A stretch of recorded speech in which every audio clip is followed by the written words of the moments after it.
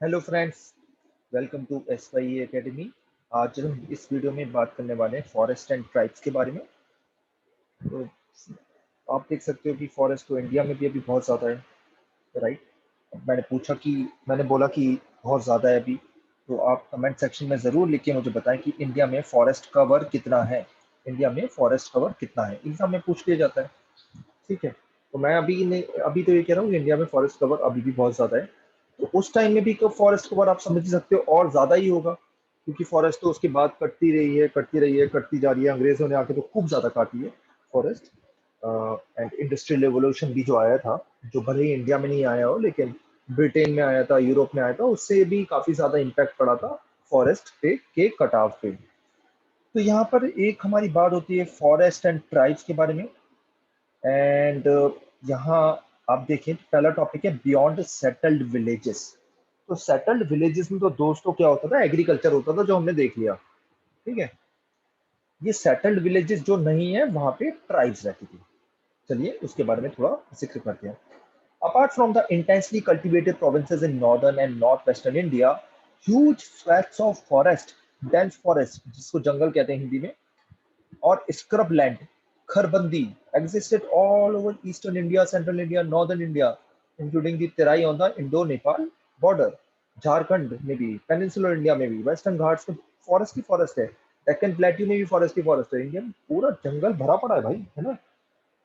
Though it is nearly impossible to set an all-India average of the forest cover for this period, informed conjectures conjectures based on the contemporary sources suggest an average of 40%। अंदाजतन लगाया है statistics में, ये लगा के कि अंदाजतन 40% होनी चाहिए। अंदाजा ऐसा नहीं है हवाबाजी में, साइंटिफिक एनालिसिस वगैरह करके मतलब लगाया गया है कि हाँ 40% होगी। इसके साथ साथ मैं यहाँ पे आपको बता दूं, यहाँ पे एक पेंटिंग है, यहाँ पे this painting of Shah Jahan hunting nilgai. और ये बादशाहनामा जो बादशाहनामा किसके किसके बारे में, और किसके टाइम पीरियड में, शाहजहां के टाइम पीरियड में बादशाहनामा दोस्तों। ठीक है। तो ये शाहजहां शिकार करते थे, और जैसे हम ये चैप्टर देख रहे हैं जंगल से रिलेटेड, तो ये जंगल का ही चित्र दिखाया गया है। और यहाँ पे एक क्वेश्चन पूछा गया, ये इंपॉर्टेंट है, ये वाली ड्राइंग इंपॉर्टेंट है दोस्तों। Describe what you see in this painting, what is the symbolic element that helps establish the connection between hunt and the ideal justice. फिर से, what is the symbolic element that helps establish the connection between hunt and the ideal justice. काफी deep question है कि वो what is the symbolic element जो connection बनाता है between hunting and the ideal justice. Right दोस्तों, तो ये चीजें हैं। और आप देखो यहाँ पे शिकार कर रहे हैं नील गाय का दोस्तों। ठीक है।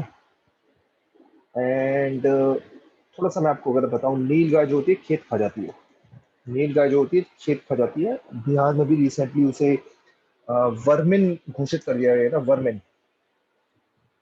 तो अगर नील गाय को नहीं मारोगे तो वो आपकी खेत खा जाएगी। ठीक है दोस्तों, तो यहाँ पे भी कुछ ऐसा करना चाह रहे हैं।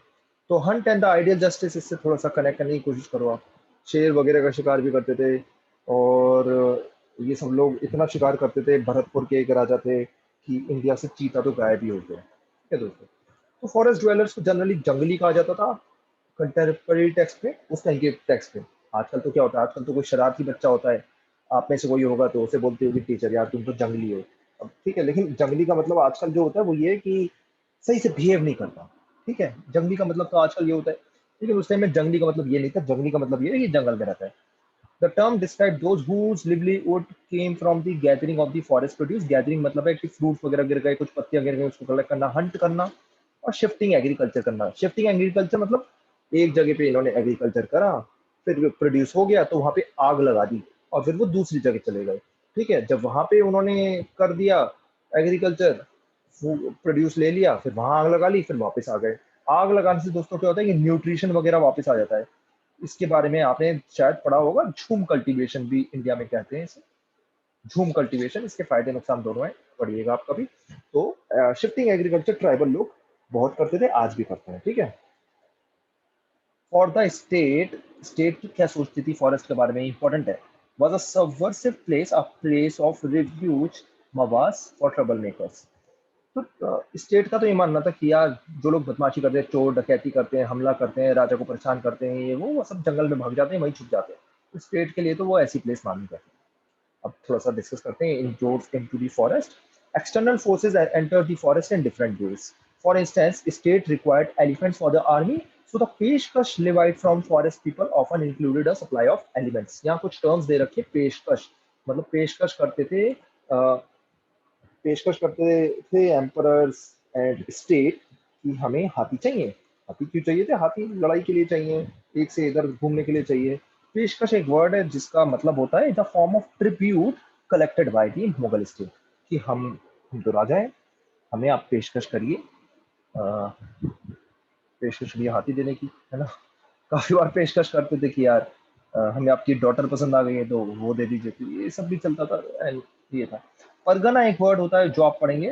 परगना का मतलब होता है administrative sub division Mughal province का। तो प्रोविंस एक मुगल पूरी स्टेट हो गई, स्टेट दोस्तों प्रोविंस हो गए पी, और प्रोविंस जो है उसका डिवीजन है, उसका जो सब डिवीजन है एस डी, उसको परगना कहते हैं दोस्तों, समझ गए। पी मतलब प्रोविंस है, उसका डिवीजन होता है, डिवीजन का भी सब डिवीजन जो होता है वो प्रोविंस है। सब डिविजनल मैजिस्ट्रेट सुना है वर्ड या नहीं सुना? एसडीएम, डिस्ट्रिक्ट कलेक्टर, आईएएस, वही बनते हैं, है ना। In the Mughal political ideology, the hunt symbolized the overwhelming concern of the state to relate to all its subjects, rich and poor. मतलब मुगल आइडियोलॉजी की तो ये सोच रही है कि हंट एक हमारा कंसर्न है स्टेट का आपकी तरफ। कैसे? देखिए, इसको ये इंपॉर्टेंट टॉपिक है समझने का, आपको मजाक लग रहा होगा। Regular hunting expeditions, so court historians tell us, enabled the emperor to travel across the extensive territories of his empire and personally attend to the grievances of its inhabitants. तो राजा हैं, जैसे वो दिल्ली में रह रहे हैं, एग्जांपल ले ले रहा हूँ, वो किसी में जंगल में गए, जैसे कहीं चले गए जंगल में, लेट्स से फॉर एग्जांपल कहाँ के जंगल ले लेते दोस्तों, लेट्स से राजस्थान के जंगल ले लेते हैं, वैसे तो ज्यादा बच्चे नहीं है लेकिन जो लिमिटेड है ना, उसको ले लेते हैं भरतपुर के आसपास जो जंगल है। तो ये राजा गए भरतपुर, जब ये रास्ते में जाते थे तो लोगों से डिस्कस करते रहते थे, हाँ भाई कैसा है, जस्टिस मिल रहा है नहीं मिल रहा, आपको कोई परेशान तो नहीं कर रहा, कोई परेशान कर रहा तो मुझे बताओ। तो दोस्तों इससे क्या होता था कि लोगों से कनेक्ट रहते थे राजा। इसीलिए यहाँ पे दे रखा है the hunt symbolize the overwhelming concern of the state to relate to all its subject. तो जब हंटिंग, आपने काफी सारे मूवी वगैरह सीरियल देखे होंगे, हंटिंग पे जब जाते थे दोस्तों तो लोगों से डिस्कस करते थे, आपको कोई प्रॉब्लम तो नहीं है, कोई छोटी मोटी प्रॉब्लम हो, मैं कुछ सेवा कर सकूँ, हेल्प, वो सब करते थे दोस्तों। फॉरेस्ट काफी ज्यादा उस टाइम पे भी क्लियर हुई है, जंगलों में आग लगा दी जाती थी, एक तरीका ये होता था, एक तरीका ये होता था कि काटो जंगल। इतनी तेजी से तब भी नहीं कट पाते थे। तो यहाँ पे एक स्टोरी दे रखी है जहाँ पे बताया गया है कि hearing the news outsiders came from various lands, तो अलग अलग लैंड से आए हैं आउटसाइडर्स, कुछ और कर रहे हैं, क्या कर रहे हैं, है ना। तो ये आप इसके बारे में पढ़ना, कुछ ज्यादा इंपॉर्टेंट नहीं है, और आप इसको देख सकते हो, फिर क्वेश्चन का आप आंसर देना। देखो यहाँ पे लिखा हुआ है hundreds and hundreds foreigners at end entered the forest hearing the sound of axe, ये टाइगर भाग गया। तो मतलब स्टोरी दे रखी है, अच्छी स्टोरी है, ठीक है, थोड़ा सा आपको इमोशनल भी कर देगी शायद। दे chanted the names of Pir and पैगंबर, मतलब बातें तो कर रहे हैं पीर पैगंबर की और जंगल काट रहे हैं, ठीक है। What forms of intrusion into the forest does the text evoke? Compare its message with that of the miniature painting 8.9 में जो हमने ऊपर देखी।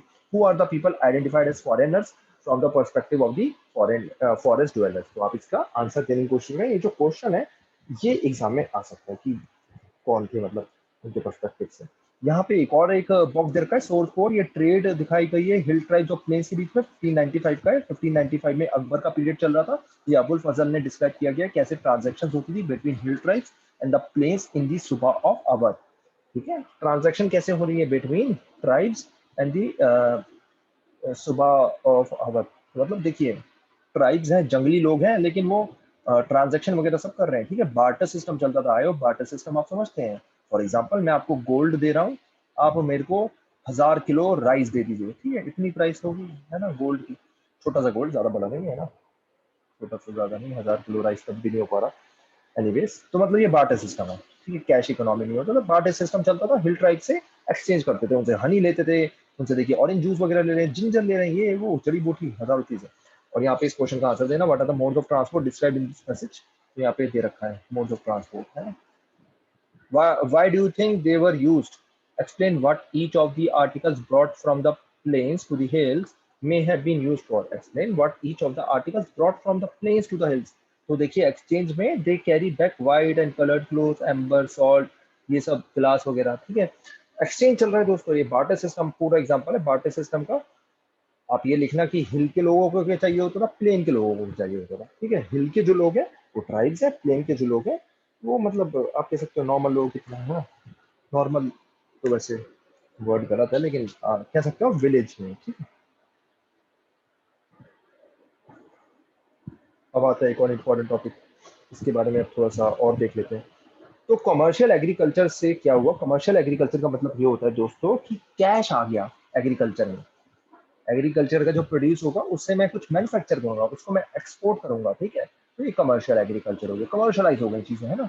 कहते हैं ना कि कमोडिफिकेशन ऑफ वुमेन हो रहा है, कि वुमेन पे प्राइस टैग लगाया जा रहा है, ऐसे है ना वर्ड यूज करते हैं। तो वैसे कमर्शियल हो गया एग्रीकल्चर, खाने पीने का नहीं रह गया, ऐसे भी कमर्शियल हो गया, पैसा आ गया, है ना। तो spread of commercial agriculture was an important external factor that impinged on the lives of those who lived in the forest. Commercial agriculture ने बहुत अफेक्ट करा, क्योंकि देखिए फॉरेस्ट में उपजाऊ जमीन है, बहुत सारी चीजें उग रही हैं, वो लोगों को चाहिए, ठीक है, वो लोगों को चाहिए बाहर के लोगों को एक्सपोर्ट करने के लिए। तो forest products like honey, bee wax, gum lac were in great demand. Some such as gum lac became major items of overseas export. 17वीं सदी में elephants were also captured and sold. देखिए चीजें चाहिए हमें, trade involve in exchange of commodities through barter as well. Some tribes like the Lohanis in the Punjab were engaged in overland trade. तो पंजाब आपको पता है कि इंडिया और अफगानिस्तान के बीच में आता है, तो वो वहाँ की जो ट्राइब्स थे वो क्या करते थे, हम सामान इंडिया से अफगानिस्तान पहुंचाएंगे, उनका बस यही काम था। And in the town country trade in the Punjab itself, so overland trade between India and Afghanistan and in the town country trade. तो देखिए ट्राइब्स यहाँ पे मल्टीपल काम कर रहे हैं। ट्राइब्स को आप ये मत समझना कि यार हाँ ये तो जंगली लोग हैं, इन्हें कुछ समझ में नहीं आ रहा, वैसे है ना। तो एक peasant and hunter listening to a Sufi singer. तो अभी आप थोड़ा सा सरप्राइज होंगे, आपको दिखेगा कि हाँ भाई सूफी जो है उन्होंने भी इम्पैक्ट करा ट्राइबल्स को। तो फ्रेंड्स यहाँ पे हमने इकोनॉमिक रीजन देखा है कि हमारे ट्राइबल रीजन में डिफरेंसेस क्यों आ रहे हैं, क्योंकि कमर्शलाइजेशन हो गया एग्रीकल्चर का एक, और उसके साथ साथ सोशल फैक्टर्स भी हैं। सोशल फैक्टर की वजह से भी फॉरेस्ट ड्वेलर्स की लाइफ में चेंजेस आए। Many tribal chiefs had become जमींदार, वो बड़ा बनना चाहते थे, ठीक है, उनके भी बड़े बड़े ड्रीम आ गए। जब वो ऐसा होता है ना, बाहर के आदमी से जब मिलते हो तो आप भी ऐसे बनना चाहते हो जैसे आपने कोई, फॉर एग्जाम्पल आज तो इंडिया बहुत आगे है, लेकिन जब पर 20-30 साल पहले इंडिया जब थोड़ा सा कंपेरेटिवली पीछे था, तो हम जब बाहर के लोगों से मिलते थे तो उनसे इंप्रेस हो जाते थे, उनको कॉपी करने की कोशिश करते थे। ऐसे ही यहाँ पे क्या हुआ, मैनी ट्राइबल चीफ्स जमींदार बन गए, और कुछ कुछ अपने आप को बोलते थे हम तो किंग है इस रीजन के। For this they require to build an army, तो आर्मी भी बिल्ड करी है उन्होंने, देखो कैवेलरी इन्फेंट्री भी उनके पास। असम में होम किंग्स, जिसके बारे में आपको मैंने पहले भी जिक्र करा, बड़े इंपॉर्टेंट थे, बहुत स्ट्रांग बन गए। इन्होंने औरंगजेब को खूब चैलेंज करा है, खूब परेशान करा है, खूब चैलेंज करा है। एंड औरंगजेब ने तो हार भी मान ली थी काफी बार, मतलब लेट लिख के हार नहीं मानी, लेकिन जब आर्मी वापस बुला ली तो हार ही होगी। तो होम किंग थे, इनके अपने पैक्स थे, people who were obliged to render military service at exchange of land. तो दोस्तों पैक्स वो होते हैं, या पैक्स पैक्स जो भी आप कहना चाहोगे, कि आपको मैं लैंड दे रहा हूँ, आप मेरे को लड़ाई में काम आना, ठीक है। तो ऐसे भी चलता रहा। The capture of wild elephants was declared a royal monopoly by the ohm Kings. बोलते थे ये तो हम ही करेंगे, जो वाइल्ड एलिफेंट है उसको हम ही कैप्चर करेंगे। तो ये वाइल्ड एनिमल को पहले कैप्चर करोगे, उसको सिखाया भी जाता है, बड़ा लंबा चौड़ा काम होता है, इजी काम नहीं है, ये भी एक टास्क है। तो मोनोपोली बना दी, फिर वो अपने हाथी वार में रखते थे, और काफी बार वो बोलते थे दूसरे किंग्स को एक्सपोर्ट कर देते थे दूसरे स्टेट से, उससे पैसे कमाते थे। Though the transition from a tribal to a monarchical system had started much earlier, the process seems to have become fully developed only by the 16th century. जब वैदिक लोग आए थे ना इंडिया में, तो वो भी ट्राइबल थे, अगर आपको एंशियंट इंडिया याद हो तो। लेकिन वो बुद्धा पीरियड आते आते 6th सेंचुरी बीसी आते आते मोनार्कियल सिस्टम बन गए इंडिया में, है ना। इसी से 16 महाजनपदा बनी थी, इसी से मगध स्टेट बना था, है ना, बड़ी बड़ी स्टेट्स बन गई थी, 16 महाजनपदा मगध बना था, है ना दोस्तों। तो ट्राइबल मोनार्कियल में कन्वर्ट हो रहा था। ऐसे ही यहाँ पे भी आप देखो 16वीं सदी में और भी जो ट्राइब्स हैं वो मोनार्की में कन्वर्ट हो रहे हैं। बोलते ना, आपने कोई कार्टून वार्टून भी देखा हो, अरे जंगल का राजा है ना, बोलते थे जंगल का राजा, तो शेर होता है, लेकिन कोई कोई आदमी भी होता है ना। तो वॉर काफी होने लगी, ठीक है। एन एन अकबरी में लिखा हुआ है कि खूब लड़ते थे एक दूसरे से ट्राइबल जो लोग थे, ठीक है, मारते वारते थे, और जो हार जाता था उसकी जमीन पे कब्जा कर लेते थे। तो वॉर जो है बहुत हुई है यहाँ पे, ठीक है। Some historians have indeed suggested that Sufi saints played a major role in the slow acceptance of Islam among agricultural communities emerging in newly colonized places. तो सूफीज का काफी ज्यादा इम्पैक्ट है, जिससे काफी लोग उन्होंने इस्लाम को एक्सेप्ट करा, क्योंकि उन्हें लगा कि यार ये तो इक्वलिटी है, काफी अच्छी प्रैक्टिस फॉलो कर रहे हैं ना। सूफीज का इम्पैक्ट ही बहुत ज्यादा होता था, लगता था कोई हाथ में जादू वगैरह है। वो बात भी ऐसी करते थे कि आराम मिलता था, दिल को शांति मिलती थी, है ना। तो ट्राइब्स को भी उन्होंने काफी ज्यादा इंप्रेस करा। देख रहे हो ना कितनी पावर है सूफीज की। वुमेन हो गए, भिखारी हो गए, गरीब लोग हो गए, है ना, अमीर हो गया, ट्राइब हो गया, लैंग्वेज समझ में आ रही या नहीं आ रही, उनको भी पकड़ लिया सूफीज ने। इसलिए आजकल जो दरगाह है ना, आप सोचो ये क्या हो रहा है, ये चलता आ रहा है मतलब ये उन्होंने जो उस टाइम में करा, 13वीं 14वीं 15वीं 16वीं 17वीं सदी में मेडिवल टाइम पीरियड में, उसका इम्पैक्ट आज भी आपको दिख रहा है। ठीक है, आज तक ये रीजन है। तो कल्चरल इन्फ्लुएंसेस ने भी फॉरेस्ट जोन में काफी इम्पैक्ट पड़ा, काफी लोगों ने इस्लाम को कबूल करा। तो फ्रेंड्स ये टॉपिक हमारा खत्म हुआ। नेक्स्ट टॉपिक में हम जमींदार के बारे में बात करेंगे, काफी इंपॉर्टेंट है। ठीक है, जमींदार, और ये वाले जमींदार हैं, मैं वैसे तो चैप्टर में फिर से बताऊंगा जब ये डिस्कस करूंगा। इन जमींदार को आप ब्रिटिश जमींदार, ब्रिटिश टाइम पीरियड में जो जमींदार थे, जब इंडिया आजाद हुआ, वो जमींदार थे, उनसे कंपेयर नहीं करना, उनसे थोड़े बेटर दिखेंगे।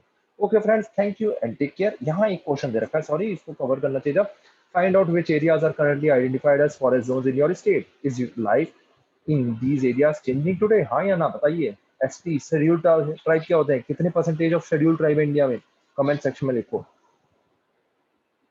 Are factors responsible for these changes different from or identical to those mentioned in this section?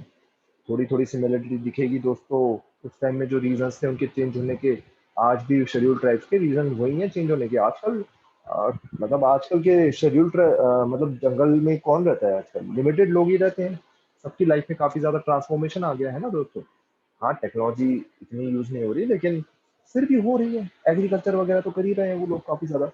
मतलब अब वो वाले, ये मतलब ट्राइबल्स वो नहीं रह गए। काफी रीजन ये भी है कि जंगल ही कट गए। एनीवे फ्रेंड्स, ये थोड़ा सा पॉलिटी या सोशोलॉजी का टॉपिक है, हम इस पे नहीं जाते, लेकिन इस क्वेश्चन का आप आंसर करने की कोशिश करना। और जब आप जाओगे तो थोड़ा सा आपको जाना ही पड़ेगा वैसे, अनफॉर्चुनेटली फॉर्चुनेटली सोशियोलॉजी और दूसरे सब्जेक्ट्स में भी, ज्योग्राफी वगैरह में भी, कि ट्राइबल्स की सिचुएशन जो है वो आज जो चेंज हो रही है और जो तब चेंज हुई थी, दोनों के रीजन ऑलमोस्ट आपको सेम दिखेंगे। ठीक है, कमेंट सेक्शन में इसका आंसर लिखने की कोशिश करना। Okay friends, thank you and take care.